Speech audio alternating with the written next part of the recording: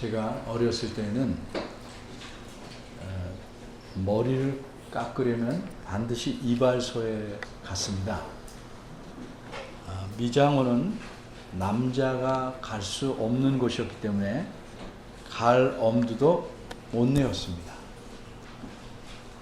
그런데 대부분 이발소에는 아름다운 여자 배우들의 모습들이 담긴 달력이 걸려 있습니다. 그런데 어떤 이발소에 가니까 색다른 그림이 벽에 딱 걸려 있었습니다. 커다란 호랑이 한 마리가 큰 액자에 들어가 있었습니다. 얼마나 실감나게 그려놓은 그림이었든지 어린 저의 생각에는 마치 그 호랑이가 그 액자에서 튀어나올 것 같았습니다. 그런데 튀어나오지 못했습니다. 그림 호랑이였기 때문입니다. 어린이들에게 조금 다른 질문을 해보겠습니다. 우리가 믿는 종교를 기독교라고 하고, 이 기독교, 예수님을 믿는 사람들을 가리켜 기독교인 또는 크리스찬 이렇게 말합니다. 그러면 모하메드라는 사람이 만든 종교는 뭐라고 부를까요? 그렇죠. 이슬람교입니다. 그러면 혹시 무슬림이라는 말을 들어보았나요? 무슬림. 방풍님은 들어보셨죠? 네. 무슬림은 이슬람교를 믿는 교인들을 가리키는 말입니다. 마치 크리스찬처럼 무슬림은 이슬람 교도들을 가리키는 말입니다. 우리는 어떻게 구원을 얻습니까? 예수님을 믿어 구원을 얻습니다. 아주 유명한 말씀이 사도행전 16장 31절에 나오는데, 주 예수를 믿으라. 그리하면 너와 내 집이 구원을 얻으리라. 이런 말씀입니다. 그럼 혹시 무슬림들도 예수님을 믿는다고 하는데 그들도 구원을 얻을까요? 무슬림들도 예수님을 믿는다고 합니다. 근데도 구원을 못 얻는다고요? 그럼 왜 무슬림들은 구원을 얻지 못할까요? 지금부터 제가 무슬림에 대해서 하는 설명은 미국의 존 메가서 목사님께서 강의한 내용, 대환란 때의 이슬람이라는 강의를 듣고 간추려 말씀드리는 겁니다. 무슬림들은 예수님이 이 땅에 오셨다는 것을 믿는답니다. 예수님께서 이 세상에 다시 오신다는 사실도 믿는답니다. 이 정도면 우리처럼 예수님 믿는 것이 아닐까요? 그러나 어떤 차이가 있는지 좀 더 들어봅시다. 무슬림들은 예수님께서 죽으셨다는 것 믿지 않습니다. 그러니 다시 살아나셨다는 것도 믿지 않습니다. 우리 죄를 위해서 죽었다가 살아나셨다는 것 사실을 믿지 않는 겁니다. 물론 예수님이 하나님의 아들이신 것도 믿지 않습니다. 그저 하나의 선지자, 모하메보다 못한 선지자로 믿을 뿐입니다. 또 예수님께서 이 세상에 다시 오시면 이 세상을 심판하는 것이 아닙니다. 예수님이 이 세상에 다시 오시면 예수님에 대해서 잘못 믿고 있는 우리 그리스도인들의 생각을 바로잡아 고치기 위해서 오신다고 합니다. 이런데도 무슬림들이 예수님을 믿는다고 할 수 있을까요? 아니죠. 그들은 그들식으로 예수님을 믿는 것뿐입니다. 예수님을 믿는다는 것은 성경 말씀에서 말씀한 대로, 성경에서 요구하는 바대로 믿어야 합니다. 그것이 무엇입니까? 지난번 설교에서 말씀드린 바대로 요한복음 20장 31절 말씀대로 믿어야 합니다. 즉 예수님이 하나님의 아들이시고 또한 그리스도이심을 믿어야 합니다. 로마서 10장에 가면 예수님의 이름을 부르면 누구든지 구원 얻는다 그런 말씀이 있습니다. 이 말은 그저 내 식으로 믿거나 그분의 이름만 부르면 구원 얻는다는 의미가 아닙니다. 그것이 무슨 뜻인지는 그 10장 이 말씀 앞부분에 있는 9절과 10절에서 분명하게 이렇게 말씀합니다. 그런 믿음을 갖고 예수님을 불러야 구원을 얻는다는 말씀입니다. 로마서 10장 9절과 10절에 이렇게 말씀합니다. 내가 만일 내 입으로 예수님을 주라고 시인하고 또 하나님께서 그를 죽은 자 가운데서 살리신 것을 내 마음에 믿으면 구원을 얻으리니 사람이 마음으로 믿어 의에 이르고 입으로 시인하여 구원에 이르느니라. 제가 요한복음 1장 1절과 2절을 설교할 때 예수님을 하나님의 아들로 믿는다는 것은 두 가지 내용을 믿는 것이다. 이렇게 말씀드렸습니다. 그 두 가지 내용이 무엇입니까? 하나는 예수님이 하나님의 아들이시라는 건데 그 말은 예수님은 하나님이시고 두 가지 내용 중에 하나가 예수님은 하나님이시고 본질상 하나님이시고 또 하나는 일반적으로 말하는 아버지 하나님과 구별된 하나님이다. 이것을 믿는 것이 예수님을 하나님의 아들로 믿는 것이다. 이렇게 설명을 드렸습니다. 그런데 이 두 가지 사실을 믿는다는 것은 좀 더 깊은 내용이 있습니다. 그 내용이 무엇인지에 대해서 더 살펴보려고 합니다. 바꿔 말해서 예수님은 하나님의 아들로서 하나님이신데 어떠한 하나님이신가 하는 사실에 대해서 생각해 보려고 합니다. 우리는 오늘 본문 3절과 4절에서 다시 두 가지를 알 수 있습니다. 두 가지 계속 나오니까 조금 집중해 보시기 바랍니다. 3절과 4절에서 각각 중요한 사실을 하나씩 말하고 있습니다. 먼저 3절입니다. 이 구절은 한 가지 사실을 알려줍니다. 그런데 이 한 가지 사실을 두 가지로 표현합니다. 하나는 긍정적인 표현으로, 하나는 부정적인 표현으로. 같은 사실입니다. 먼저 어린이를 위해서 예를 듭니다. 그는 우리 반에서 제일 달리기를 잘한다. 이것은 긍정적인 표현 방법입니다. 똑같은 사실을 부정적인 표현 방법으로 말할 수 있습니다. 이렇게 말하면 됩니다. 우리 반에서 그 누구도 그보다 달리기를 잘하지 못한다. 이건 부정적인 표현 방법입니다. 같은 사실을 긍정과 부정으로 표현한 겁니다. 이제 3절을 보겠습니다. 먼저 앞부분에서는 이렇게 긍정적으로 말합니다. 만물이 모든 것이 그로 말미암아 지은 바 되었다. 그런데 뒷부분은 똑같은 사실을 부정적인 표현으로 말합니다. 지은 것이 하나도 그가 없이는 된 것이 없다. 그럼 어째서 똑같은 사실을 두 번 말합니까? 우리가 잘 아는 대로 강조하기 위해서입니다. 그럼 또 어째서 긍정적으로만 두 번 말하거나 부정적으로만 두 번 말하지 않고 긍정적으로 한 번 말하고 부정적으로 또 한 번 말하는가? 그 나타내려는 사실을 맛깔나게 하기 위해서입니다. 같은 말을 단순히 두 번 반복하는 것보다는 비슷한 말을 두 번 쓰는 것이 더 맛깔이 있고 더 의미를 살려낼 수 있기 때문입니다.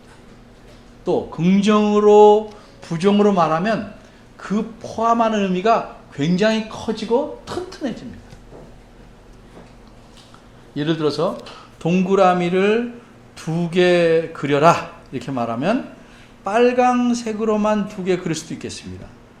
그런데 빨강색과 파랑색으로 그려서 대조되게 놓으면 눈에 더 잘 띕니다. 문장도 그렇습니다.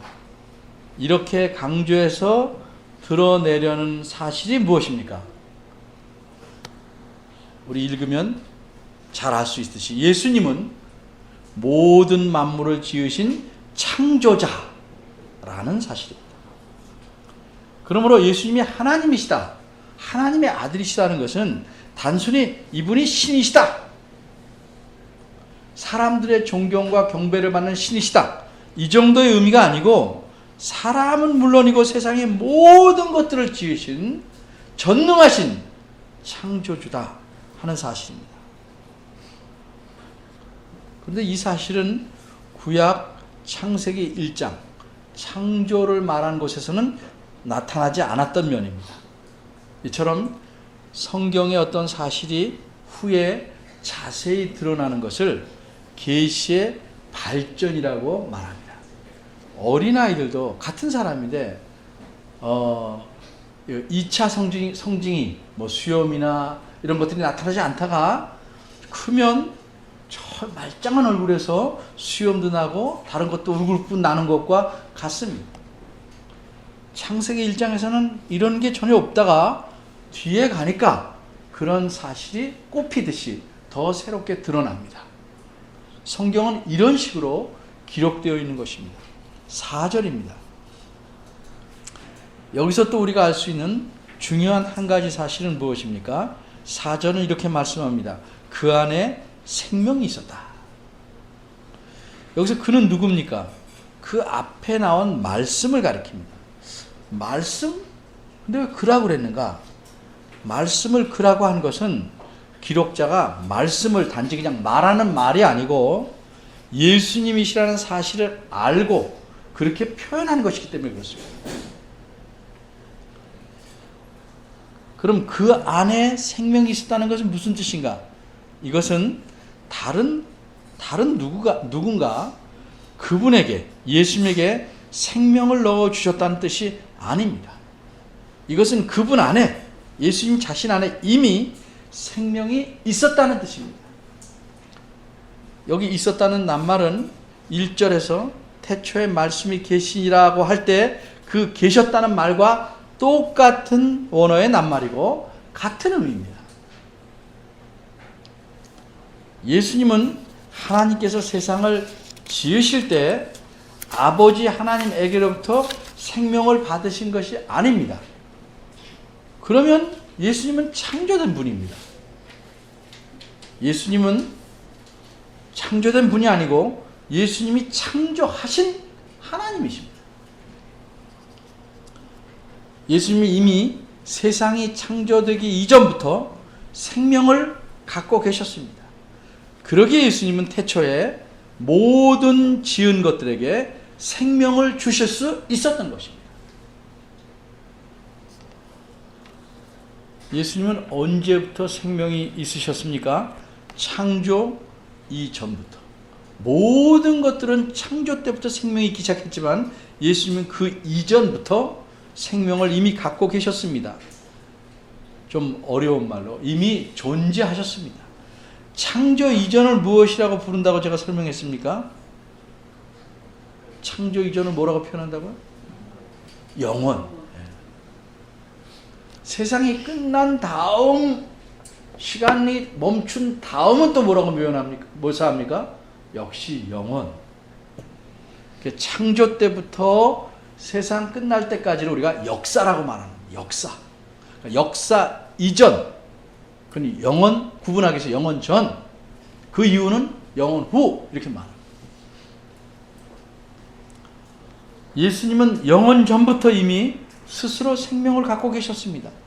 어디 다른 분이나 다른 데서 생명을 얻으신 것이 아닙니다. 예수님 자체에 영원한 생명이 있었습니다. 이것이 그 안에 생명이 이미 있었다는 의미입니다. 따라서 예수님은 영원 전부터 스스로 존재하시는 하나님이십니다. 그런 분이 지금부터 2000년 전에 역사 속으로 들어오신 겁니다. 사람으로 태어나신 겁니다. 이처럼 예수님은 영원 전부터 스스로 존재하시는 하나님이십니다. 이렇게 영원한 하나님이시기에 세상 만물을 창조하시고 그들에게 모두 생명을 주신 겁니다. 따라서 예수님은 사람들은 물론이고 모든 만물에 생명의 근원입니다. 그래서 세상에 존재하는 모든 것들은 예수님을 떠나서는 존재할 수 없었고 계속 살아갈 수도 없습니다. 계속 모든 만물이 살아갈 수 있는 것은 예수님께서 그 생명을 유지시키고 있기 때문입니다. 그럼 이런 말씀을 요한복음을 기록한 이분만 혼자 고집스럽게 말하는 것인가? 예수님은 하나님이시지만 성부 하나님과 구별된 하나님이시고 또 세상 만물을 지으신 창조주시라고 이 요한복음을 기록한 사람만 주장하는 것인가? 아닙니다. 여러분이 이름을 많이 들어본 사도 바울 선생님도 몇 가지 예를 든다면 같은 말씀을 하십니다. 바울 선생님은 고린도전서 8장 6절에서 이렇게 말씀합니다. 이걸 잘 들어보시고 오늘 본문과 비교해 보십시오. 그러나 우리에게는 한 하나님, 곧 아버지 하나님이 계시니 만물이 그에게서 났고 우리도 그를 위해 존재한다는 말입니다. 또한 한 주 예수 그리스도께서 계시니 만물이 그로 말미암았고 우리도 그로 말미암았느니라. 이 말씀을 잠시 간추려 봅니다. 아버지 하나님이 계시고 또 이와는 구별되게 예수 그리스도가 계십니다. 그리고 만물과 우리가 아버지 하나님에게서 났다고 말합니다. 뿐만 아니라 만물과 우리가 예수 그리스도로 말미암아 났다고 말합니다. 오늘 본문 3절의 상반절 말씀 만물이 그로 말미암아 지은 바 되었으리라는 말씀을 풀어놓은 겁니다.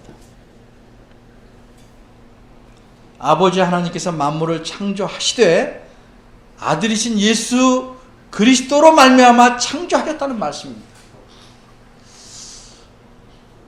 아버지 하나님께서 예수님을 통하여 창조하셨다.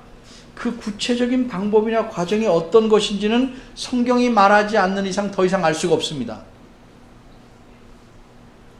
사실 성경에서 더 설명한다고 해도 우리가 충분히 이해할 수가 없습니다. 여러분들에게 만일 나사의 유명한 박사님이 우주항공국에 어떻게 명왕성에 이게 가는지 원리를 설명하면 세세하게 설명하면 알겠습니까? 근데 그 우주선이 거기 갔습니다. 명왕성에. 성경의 하나님에 대해서 모든 것을 다 이해시키려고 하지 않습니다. 그러나 분명한 사실을 믿도록 이건 믿어라 하고 제시합니다.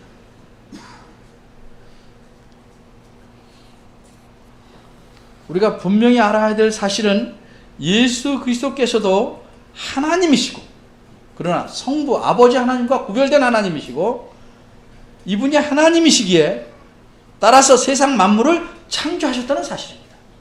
성경이 명백하게 말씀하고 있습니다. 또 바울 선생님은 골로새서 1장 16절에서 이런 말씀을 하십니다.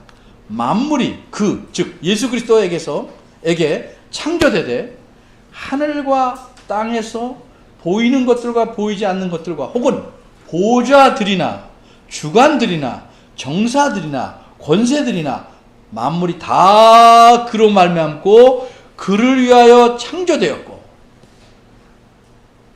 이 말씀은 오늘 본문에서 어떤 말씀을 설명해 주는 것 같습니까? 요한복음 1장 3절 하반절 지은 것이 하나도 그가 없이는 된 것이 없느니라는 말씀을 풀어놓은 설명입니다.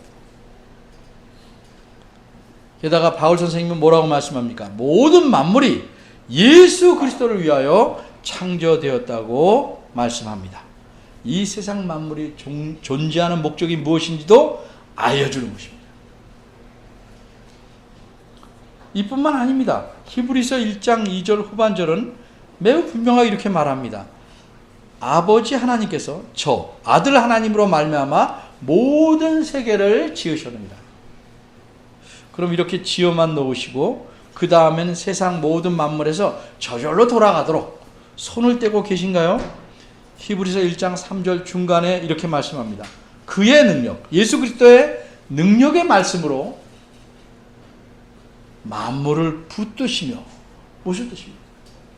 세상 모든 만물을 그리스도께서 유지하고 다스리고 지탱시키고 계시다는 말씀입니다. 예수님은 어떤 분이십니까? 세상 만물을 지으시고 또한 만물을 계속 유지시키고 지탱시키시는, 세상을 다스리시는 하나님이십니다. 단순히 하나님으로 아는 것으로 내용이 충분하지가 않은 겁니다. 어떤 하나님인가 아셔야 합니다. 이제 오늘 보면 4절 하반절을 보겠습니다. 이 생명은 사람들의 빛이라, 이렇게 말씀합니다. 이 말씀을 의미는 통하는데 잘 이해하기 위해서 약간 예를 들겠습니다. 이 표현을 한번 들어보시고 어떻게 이해가 되는지 생각해 보십시오. 어떤 사람이 아주 향기가 아름다운, 그리고 향기가 아주 진한 꽃을 보고 그 향기를 흠뻑 맡고 나서 이렇게 좀 나름대로 시적으로 표현했습니다. 꽃은 향기였다. 향기는 나비처럼 헐헐 날았다. 나비가 내 안으로 날아 들어와 여전히 날갯짓을 하고 있다. 정말 나비가 이 사람의 마음으로 들어갔을까요? 그리고 그 사람 안에서 날갯짓을 하고 있을까요? 아니죠. 무슨 뜻인지는 느낌이 오죠? 무슨 뜻인지. 향기가 너무 아름다운 꽃이기에 뭐라고 표현합니까? 아예 꽃은 향기였다, 이렇게 말해요. 시편 109편에 보면 다윗은 늘 하나님께 기도합니다. 그래서 나는 기도한다 이렇게 말하지 않고 나는 기도였다, 나는 기도다 이렇게 말합니다.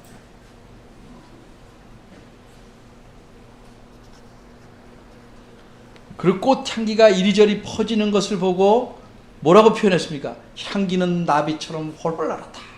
이렇게 표현도 가능한 겁니다.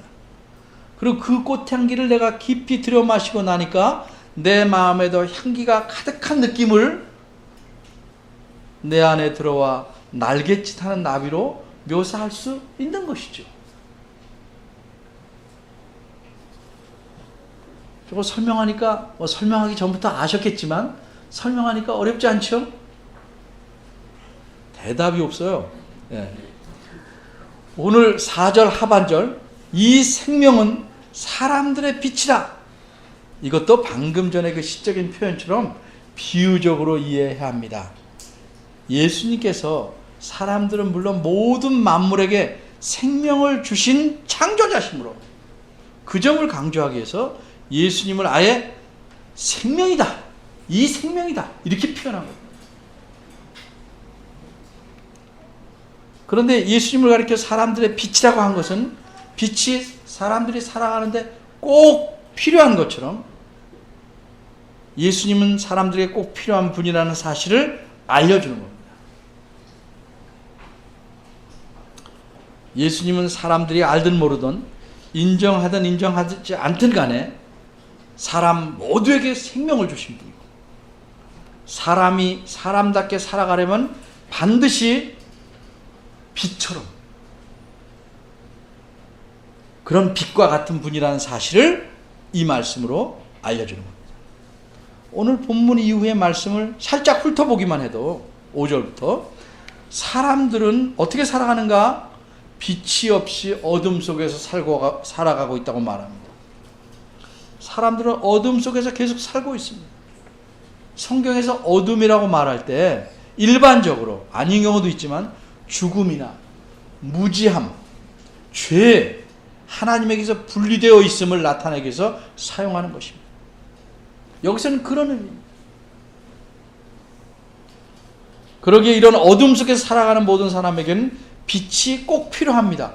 그래서 이 빛이 예수님이시다, 이렇게 오늘 본문은 강조하고 있는 것입니다.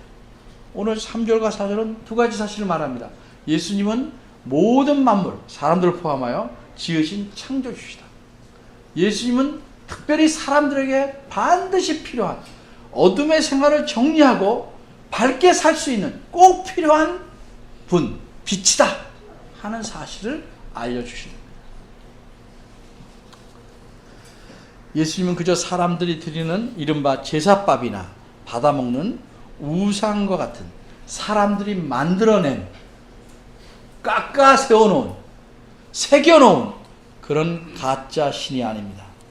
예수님은 이 세상 모든 만물을 지으시고 그 모든 것들에게 생명을 주신 창조주 하나님이십니다. 모든 것들을 지으시고 멀리서 구경만 하듯이 바라보고 계시는 분이 아닙니다. 여전히 만물을 유지시키시고 다스리는 일을 하십니다. 더구나 우리 그리스도인들에게는 빛으로 다가오셨습니다. 그리고 우리의 모든 삶의 빛을 비추십니다.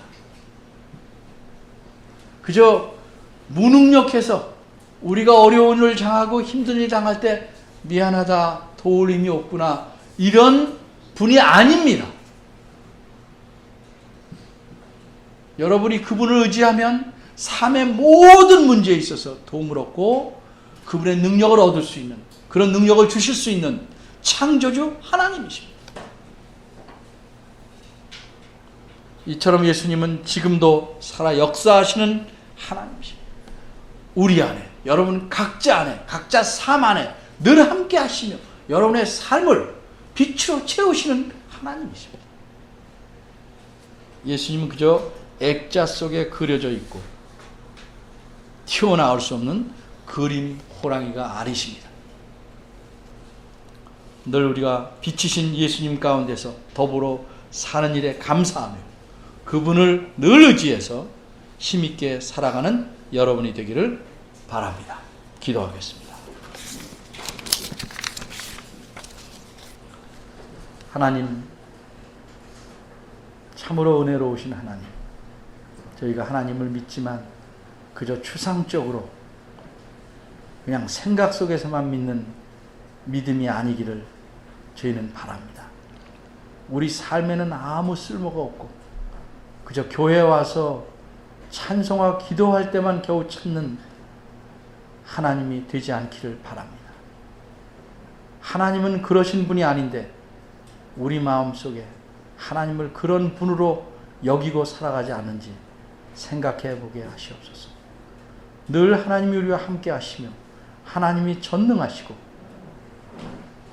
모든 것을 다 아시는 하나님이시라는 사실이 어떤 것인지를 우리 삶 속에서 경험하며 감사하며 살 수 있는 저희들 되게 하시옵소서.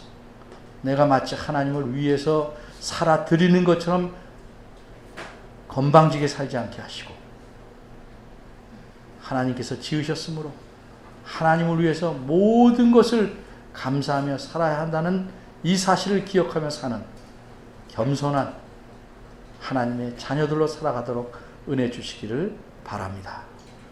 예수님의 이름으로